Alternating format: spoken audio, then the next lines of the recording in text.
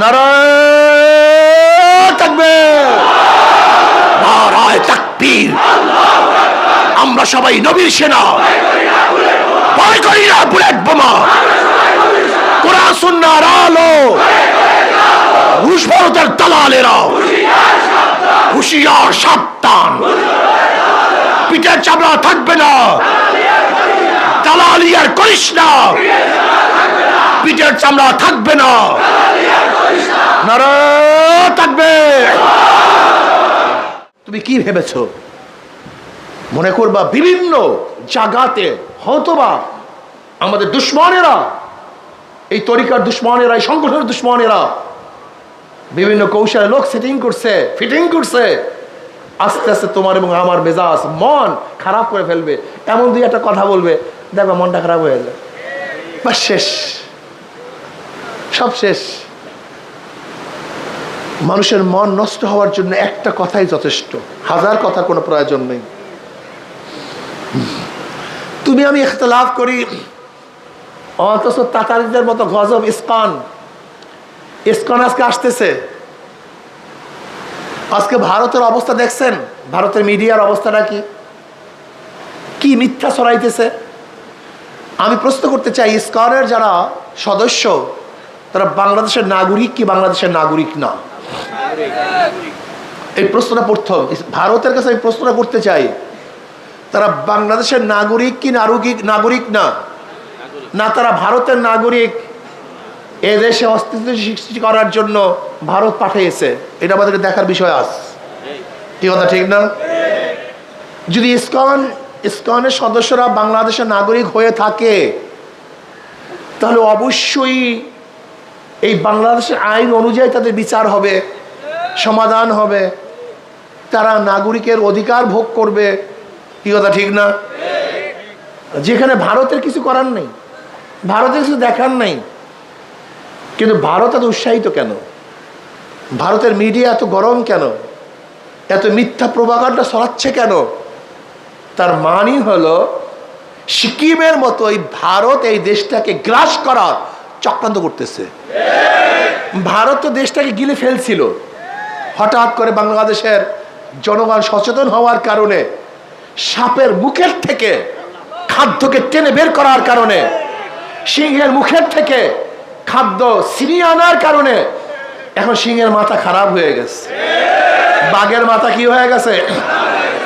তুমি ভেবেছো তুমি সিংহ, তুমি ভেবেছো তুমি সিংহাবাসন, তুমি ভেবেছো তুমি সিংহ, তুমি বাঘ। কিন্তু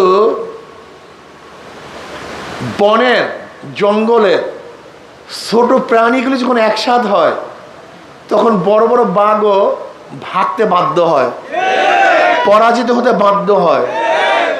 ভারত নিজেকে বাঘ ভাবে, অথচ আমি জীবনেও ভারতকে কোনোদিনই বাঘ ভাবিনি নাই। ভারতকে আমি কোনো শক্তিশালী দেশই মনে করি না। ইতিহাস আছে এদের ইতিহাস আছে। মোহাম্মদ বিন কাসিম রহমতুল্লাহ আলাইহি মাত্র 5000 সৈন্য নিয়ে রাজা দাহিরের 1,00,000 সৈন্যকে পরাজিত করেছিল, রাজা দাহিরকে হত্যা করেছিল। সুলতান মাহমুদ গজনবী রহমতুল্লাহ আলাইহি 17 বার ভারত আক্রমণ করে বিজয় করেছিল। দ্বিতীয় পানিপথের যুদ্ধে প্রায় লক্ষ লক্ষ ব্রাহ্মণদেরকে হত্যা করা হয়েছিল। এই ভারতের মধ্যে আমরা স্বল্প সংখ্যক মুসলমান দীর্ঘ 750-800 বছর পর্যন্ত শাসন করেছিলাম। এই ভারত তো আমাদের, এই ভারত কাদের? এটা মুসলমানদের দেশ। কারণ ভারতের মুসলমানদের থেকেই ব্রিটিশ দেশ দখল করেছিল। যেহেতু আমার থেকে দখল করা হয়েছে, কাজে ক্ষমতা দ্বিতীয়বার আমাকেই দিতে হবে, নাকি ভুল বললাম? এই ভারত মুসলমানদের দেশ। 750-800 বছর পর্যন্ত মুসলমানরা শাসক ছিল। 1803 ঈসাই সালে তৎকালীন জাফরের থেকে ব্রিটিশ এই দেশ দখল করে, যুদ্ধের মাধ্যমে নয়, ষড়যন্ত্রের মাধ্যমে, যুদ্ধের মাধ্যমে, মুনাফিকের মাধ্যমে। মুসলমানরা লুবি হওয়ার কারণে, মুসলমান নামীয় হাজারো মুনাফিক সৃষ্টি হওয়ার কারণে মীর জাফর, মীর সাদেকের মতো ঘষিটে বেগমের মতো বড় বড় মুনাফিক সৃষ্টি হওয়ার কারণে ব্রিটিশ এ দেশ দখল করতে পারছে। যদি সে আগেকার মুসলমান থাকতো তাহলে 100 বছর 500 বছর যুদ্ধ করেও কোনোদিন ভারতকে ব্রিটিশ দখল করতে পারতো না। কি কথা ঠিক না? ভারতের যারা সংখ্যাগরিষ্ঠ আছে, আমি মনে করি এরা মুসলমানদের সাথে যদি সম্মুখ যুদ্ধ করে টিকতে পারবে না। ওদের ট্যাঙ্ক কামান এগুলিকে আমরা কোনোদিন ভয়ই করি না, লাপাত্তা থোড়াই কেয়ার করি, এগুলো আমরা কেয়ারই করি না। আরে ভাই, তুমি কেন দেখো না যে বাংলাদেশের জনগণ যদি সচেতন হয়, তারা যদি সচেতন হয়, তাহলে ভারতের অবস্থা কি হবে জানেন?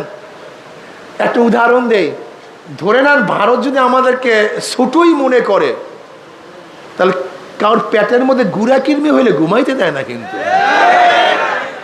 কি কথা বলেন না কেন? আমিও বলবো যদি আমরা গুড়া কিরমি হয়ে যায়, তুমি কিন্তু ঘুমাতে পারবা না, অস্থির থাকবা সবসময়, 24 ঘন্টা তোমার চক্ষু খোলা থাকবে, ঘুমাতে পারবা না। কিন্তু তোমার 3 দিকে কিন্তু আমরা, কয় দিকে? 3 দিকে আমরা কিন্তু আমরা ভারতের পেটের মধ্যে নয়, কিন্তু ভারত আমাদের পেটের মধ্যে। এটা ভুল ব্যাখ্যা দেওয়া হয়, আমাদেরকে দুর্বল করা হয়। আমরা ভারতের পেটের মধ্যে থাকবো কেন? বরং ভারত আমাদের পেটের মধ্যে। আমাদের পেটের মধ্যে কে? যদি নাড়া দেয় বের হয়ে যাবে, কিন্তু যদি ঠিক মতো পেটে নাড়া দেয় বের হয়ে যাবা। আমি ভারতকে বলবো, আমরা মারামারি করতে চাই না, আমরা প্রতিবেশীর সাথে ভালো ব্যবহার করতে চাই, ভালো সম্পর্ক রাখতে চাই। এটা আমাদের অভ্যাস, এটা আমাদের শিক্ষা। লেকিন ভারত যদি বারবার আমাদের দেশ নিয়ে ষড়যন্ত্র করতে চায়, করে, আমরা কিন্তু সচেতন, আমরা কিন্তু গোলাম না। বাংলাদেশে মানুষ না খেয়ে থাকতে পারে, কিন্তু গোলামি করতে পারে না। বাঘ 1000 বছর না খেয়ে থাকতে পারে, কিন্তু ঘাস খেতে পারে না। মুসলমানরা 1000 বছর না খেয়ে থাকতে পারে, ক্ষুধার্ত থাকতে পারে, ঘরহীন থাকতে পারে, বস্ত্রহীন থাকতে পারে, কিন্তু কারোর পায়ের নিচে মাথা নত করতে পারে না। এটা আমাদের ইতিহাস, এইটি আমাদের ইতিহাস। কোনোদিন মাথা নত করতে পারি না আমরা। তু শাহিন है परवाज है काम तेरा, तू शाहीन है परवाज है काम तेरा, तेरे सामने आसमां और भी है। শাহিন মানে বাস পাখি। শাহিন কি? বাস পাখি। কবি ইকবাল বলতেছে তুই শাহিন, বাস পাখি। বাস পাখি কোথায় ওড়ে?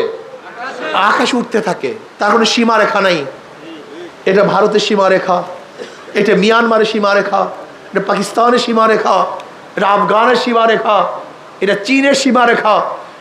এরকম কোন সীমারেখায় কিন্তু বাঁশ পাখি ওঠে না। বাঁশ পাখির চক্ষু যেদিকে যায় সে সেদিকেই চলতে থাকে, সেই দিকেই উঠতে থাকে।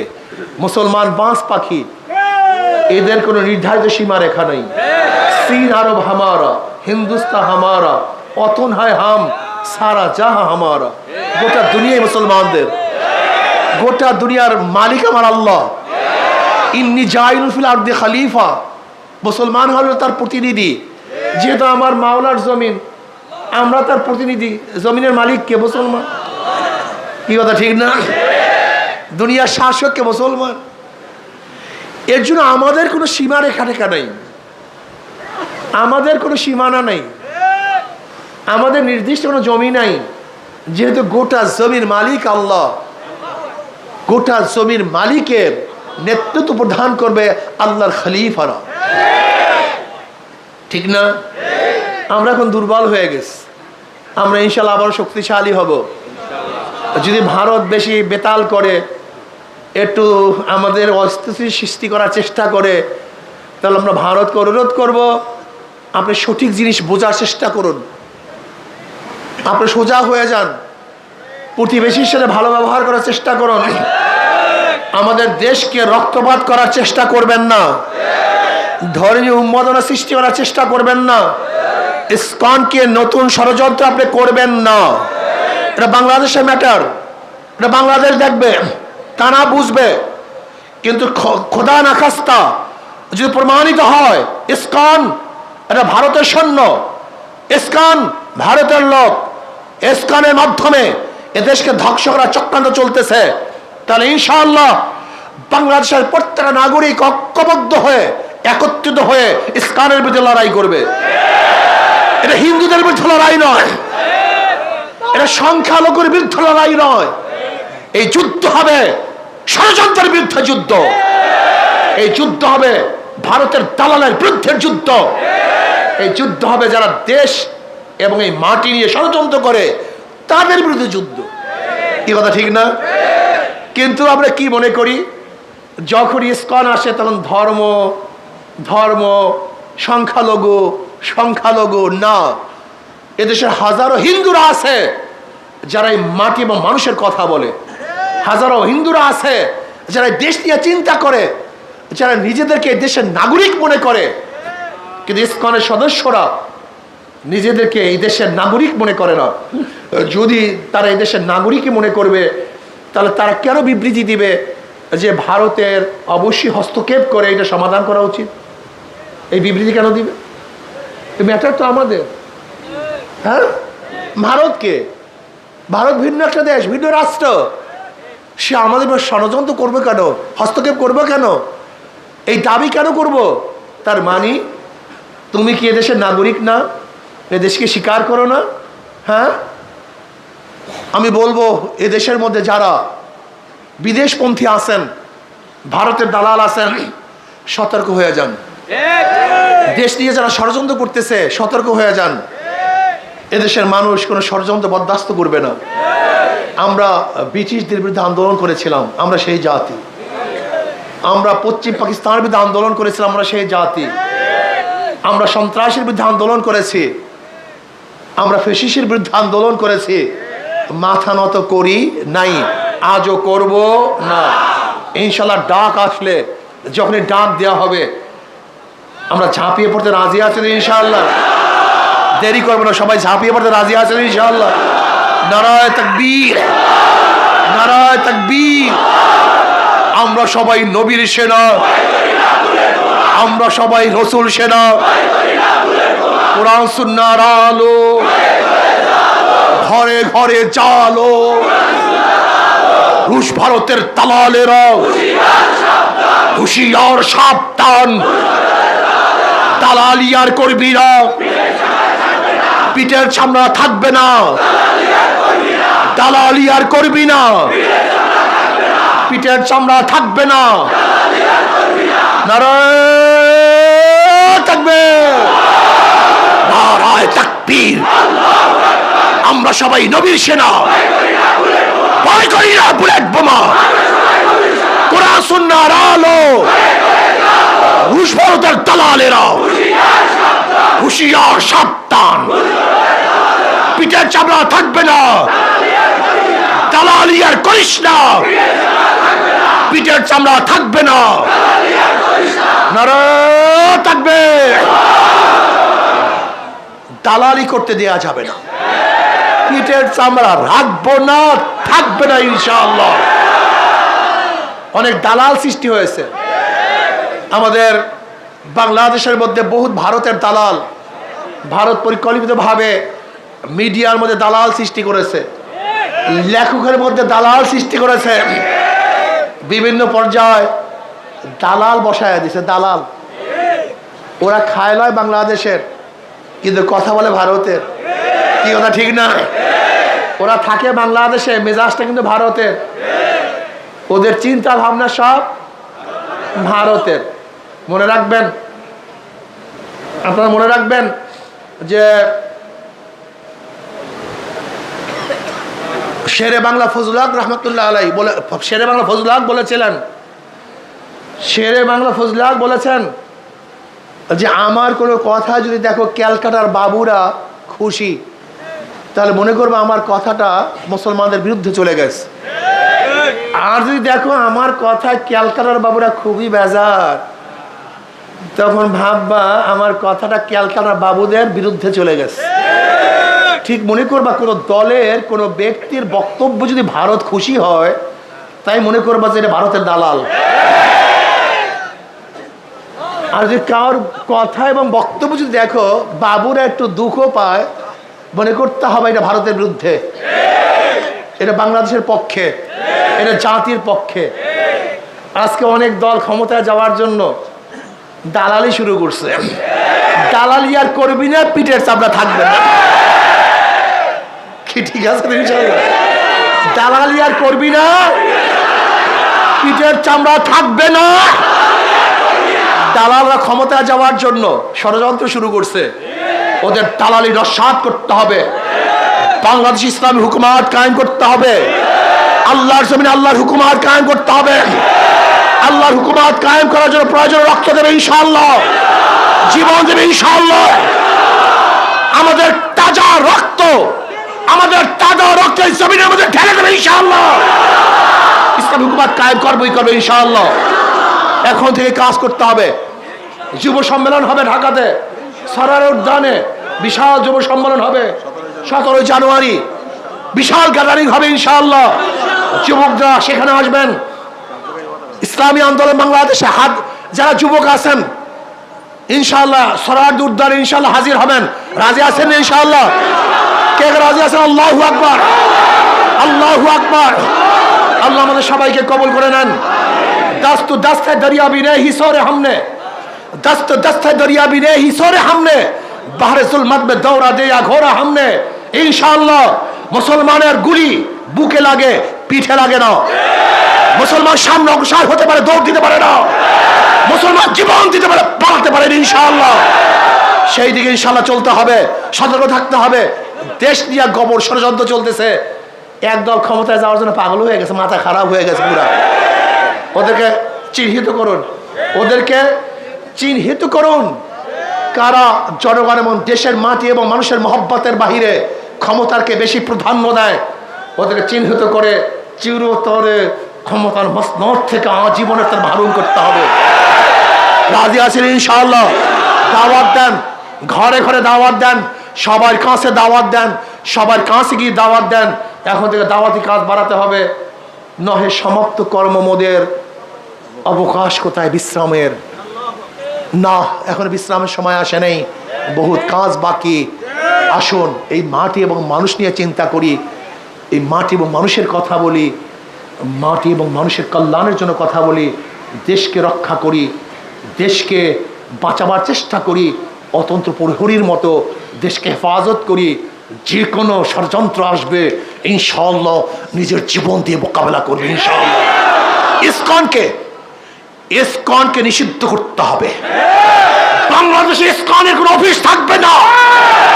এই সন্ত্রাসী দল বাংলাদেশে থাকবে না। এটা টেররিস্ট, এটা টেররিজম, এটা সন্ত্রাসবাদ। আপনি দেখেন ইসকনের বিরুদ্ধে আলোচনা করেছিলাম কত বছর আগে? এক যুগ আগে আলোচনা করেছিলাম, এক যুগ আগে। বক্তৃতা শোনেন আমার। ইসকনের বিরুদ্ধে এক যুগ আগে আলোচনা করেছিলাম। ইসকনে বাংলাদেশের ষড়যন্ত্রকারী, এরা সন্ত্রাস, এরা টেররিস্ট। এক যুগ আগে বলেছিলাম। বাংলাদেশের সরকারের কানে পানি যায় নাই, আজকে মাত্র কানে পানি যাওয়া শুরু হয়েছে। যদি এখনো কানে পানি না যায় তোমাদের বুকের উপরে পানা দিবে, তোমাদেরকে হত্যা করবে, এদেশকে বিক্রি করে দিবে, এদেশকে অস্থিতিশীল সৃষ্টি করবে। কাজে আল্লাহ আমাকে এবং আমাদের সবাইকে সমস্ত ষড়যন্ত্র থেকে হেফাজত করুন। আল্লাহর জমিনে আল্লাহর হুকুমত কায়েম করুন ইনশাআল্লাহ। হাত পাখাকে আল্লাহ পাক বিজয় করে দেন। সব মার্কা দেখা শেষ। আস্তে কয় ঘটনা কি? সব মার্কা দেখা শেষ। আল্লাহ আমাকে এবং আমাদের সবাইকে দেশ এবং ইসলাম মানবতা নিয়ে কাজ করার তৌফিক দান করেন।